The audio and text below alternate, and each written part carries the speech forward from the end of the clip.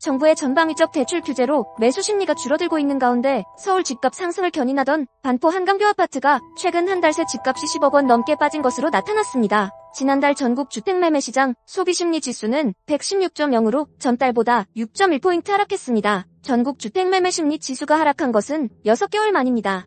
특히 서울 주택매매심리지수는 지난달 125.8로 전달보다 14.7포인트 줄며 올해 들어 가장 크게 떨어졌습니다. 부동산 시장 소비심리지수는 100을 기준으로 높으면 전월 대비 가격 상승, 거래 증가 응답자가 많음을 의미합니다.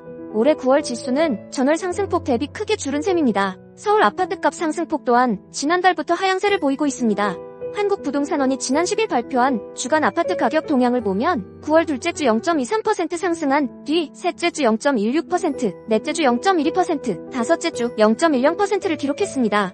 이달 첫째 주에도 0.10%에 그쳐 집값 상승이 둔화되고 있는 모양새입니다. 전문가들은 집값 상승폭이 둔화하는 이유로 그동안 가팔랐던 집값 상승에 대한 아파트 매매 시장 피로도와 정부의 전방위적 대출 규제를 뽑았습니다. 송승현 도시와 경제대표는 최근 집값이 전 고점을 향해 너무 빠르게 회복된 가운데 매물은 증가하고 있는 상황이다며 이에 더해 은행 대출 규제 강화, 스트레스 DSR 2단계 시행 등 정부의 전방위적 대출 규제가 강화로 아파트 매매 시장에서는 피로감을 느끼며 매수 심리가 줄고 있다고 전했습니다. 실제로 서울 집값 상승을 견인했던 반포, 아크로 리버파크와 레미안 원베일리가 한 달 새 10억 원 넘게 가격이 하락한 것으로 나타났습니다. 먼저 아리팍 전용 84제곱미터는 올해 8월 7일 51억 원에 매매되며 신고가를 찍었습니다.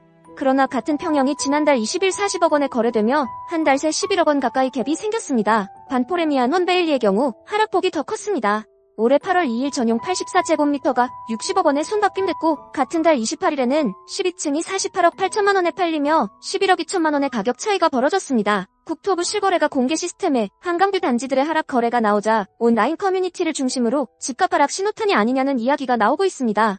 그러나 반포 인근 공인중개사들은 최근 거래된 반포 한강뷰 아파트와 집값 하락세와는 서로 무관하다는 입장입니다. 서울 서초구에 위치한 한 공인중개사 대표는 매물마다 한강 조망권, 선호 층수, 동위치 등이 달라 가격 차이가 있는 것이라며 최근 10억 원 이상 하락 거래된 매물들은 최고가로 나왔던 매물과 비교해서 선호도가 다소 낮아 가격 차이가 있는 것으로 보인다고 말했습니다. 이어 아직 국토부 실거래가에 올라가진 않았지만 이달 5일에도 전용 84제곱미터에서 54억 8천만 원의 신고가 거래가 발생한 것으로 안다며 선호도 높은 곳은 여전히 상승 거래가 나오고 있다고 덧붙였습니다. 유용하게 보셨다면 구독, 알림 설정 부탁드려요.